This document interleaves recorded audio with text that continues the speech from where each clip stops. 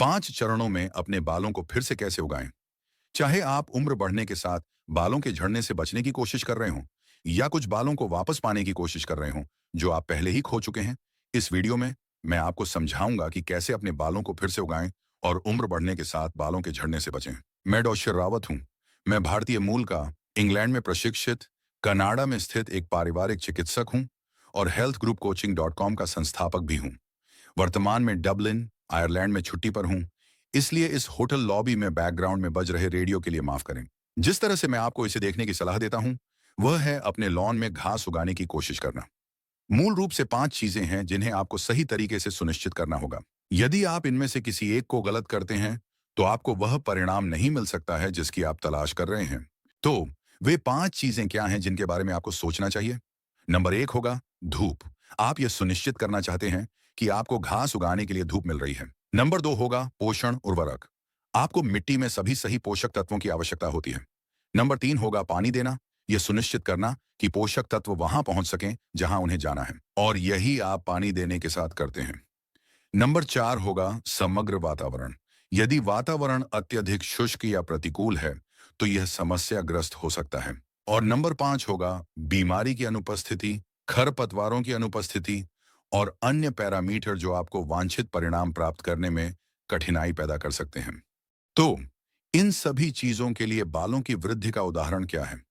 Number 1 था प्रकाश, और इसके लिए सबसे अच्छा उदाहरण होगा रेड लाइट या इंफ्रारेड लाइट थेरेपी।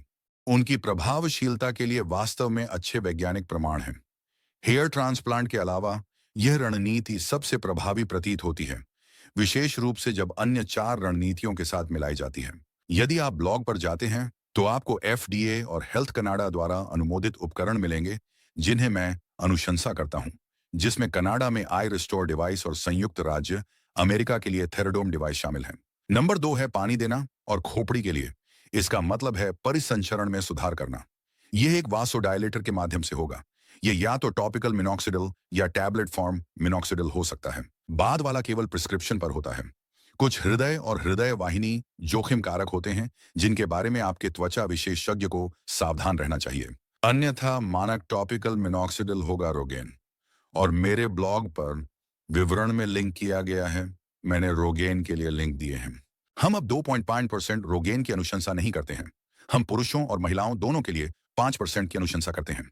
एक विशेष तेल जिसे रोजमेरी तेल कहा जाता है, कि कुछ प्रमाण हैं जिसमें यह दिखाया गया था कि यह 2.5% या आधी ताकत वाले मिनॉक्सिडिल के समान प्रभावी था। तो यदि आपकी खोपड़ी सूखी है और किसी कारण से तेल का उपयोग करने की आवश्यकता है, तो रोजमेरी तेल का उपयोग करना एक अच्छा विकल्प होगा। नंबर 3 है पोषण।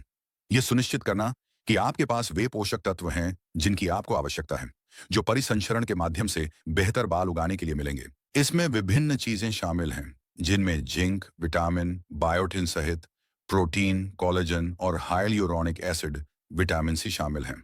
और मेरे ब्लॉग पर लिंक हैं जिनमें एक मल्टीविटामिन, एक टैबलेट जिसमें मौखिक हाइल्यूरोनिक एसिड 200 मिलीग्राम के साथ एक छोटी खुराक, बायोटिन और विटामिन सी, साथ ही समुद्री कोलेजन शामिल हैं, जो सभी पोषक तत्व हैं जो आपकी खोपड़ी की मदद करेंगे।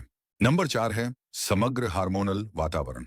अब यदि आनुवंशिक वातावरण बहुत प्रतिकूल है, तो यह सिर्फ दुर्भाग्य है। आप बहुत कुछ नहीं कर सकते। आप स्थिति को अनुकूलित करने की कोशिश कर सकते हैं, लेकिन यदि आनुवंशिक वातावरण बहुत मजबूत है, तो सब कुछ व्यर्थ हो सकता है। हालांकि यदि हार्मोनल कारक हैं, उदाहरण के लिए लड़कियों में पॉलिसिस्टिक ओवेरियन सिंड्रोम या महिलाओं में पेरिमेनोपॉज और मेनोपॉज, तो हार्मोनल वातावरण को सुधारने के लिए कुछ चीजें की जा सकती हैं। विशेष रूप से ऐसी स्थितियां जैसे अत्यधिक टेस्टोस्टेरोन और एस्ट्रोजन की कमी, जो लड़कियों में पॉलिसिस्टिक ओवरीज के साथ, महिलाओं में पेरिमेनोपॉज और मेनोपॉज के साथ एंड्रोजेनिक शैली के गंजेपन का कारण बन सकती हैं। और मेरे ब्लॉग में कुछ सप्लीमेंट्स हैं जिनमें पॉलिसिस्टिक ओवरीज वाली लड़कियों के लिए सोया आइसोफ्लेवोन, एस्ट्रोवेन प्रकार के सोया और अन्य प्रकार के सप्लीमेंट्स शामिल हैं, जो मेनोपॉज के लिए और उसके बाद के लिए हैं सोया प्रोटीन पाउडर, जिसे आप विशेष रूप से प्रतिरोध प्रशिक्षण कर रहे हैं तो उपयोग कर सकते हैं। और कुछ हर्बल सप्लीमेंट्स भी हैं जिन्हें पॉलिसिस्टिक ओवरीज वाली लड़कियां उपयोग कर सकती हैं, जिनमें मायो इनोसिटोल शामिल है, जो विटामिन बी का एक प्रकार है, साथ ही बर्बेरिन, जो एक जड़ी बूटी है, जो साइक्लिक एमपी किनेज मार्ग पर काम करती है, जो मेटफॉर्मिन के समान है। और इसलिए मैं अनुशंसा करता हूं कि जो कोई भी मेटफॉर्मिन पर है, उसे बर्बेरिन नहीं लेना चाहिए, क्योंकि वे बहुत समान हैं और यह शायद आपको बहुत अधिक अतिरिक्त लाभ नहीं देगा। हालांकि आप मायोइनोसिटोल पर विचार कर सकते हैं। और नंबर 5 है खरपतवार या बीमारी की अनुपस्थिति। और एक ऐसी चीज हो सकती है डैंड्रफ या फंगल स्कैल्प कंडीशंस, सेबोराइक डर्मेटाइटिस। दिलचस्प बात यह है कि केटोकोनाजोल में एंड्रोजेनिक एलोपेसिया में लाभ के लिए कुछ स्वतंत्र प्रमाण हैं और यह एक एंटीफंगल है। मैंने अपने ब्लॉग पर लिंक दिए हैं। कोई भी ग्राहक जो केटोकोनाजोल से एलर्जिक है और सेबोराइक डर्मेटाइटिस या किसी अन्य प्रकार की फंगल स्कैल्प कंडीशन जैसे डैंड्रफ से पीड़ित है, वह एक विकल्प पर विचार कर सकता है, जैसे सेलेनियम सल्फाइड सेल्सन। और मैंने दोनों को ब्लॉग पर शामिल किया है। वास्तव में मेरे कई ग्राहक निजोराल केटोकोनाजोल और सेल्सन सेलेनियम सल्फाइड के बीच अदला बदली करते हैं।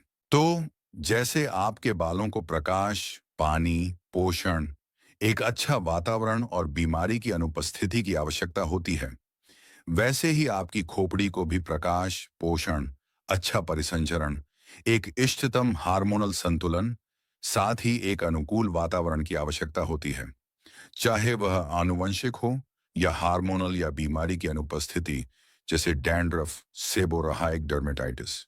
यदि आप उन उत्पादों को देखना चाहते हैं जिन्हें मैंने आपके लिए जीवन को आसान बनाने के लिए लिंक किया है, ताकि आपको इन उत्पादों की खोज या शिकार करने की आवश्यकता न हो, तो मैंने अपने ब्लॉग पर अमेजन लिंक दिए हैं। ब्लॉग आपको इस वीडियो के विवरण में मिलेगा। वैकल्पिक रूप से बस मेरी वेबसाइट healthgroupcoaching.com पर जाएं, एंटी एजिंग और स्किन केयर ब्लॉग्स की श्रेणी के तहत खोजें और आपको अपने बालों की वृद्धि में सुधार के लिए ब्लॉग मिल जाएगा।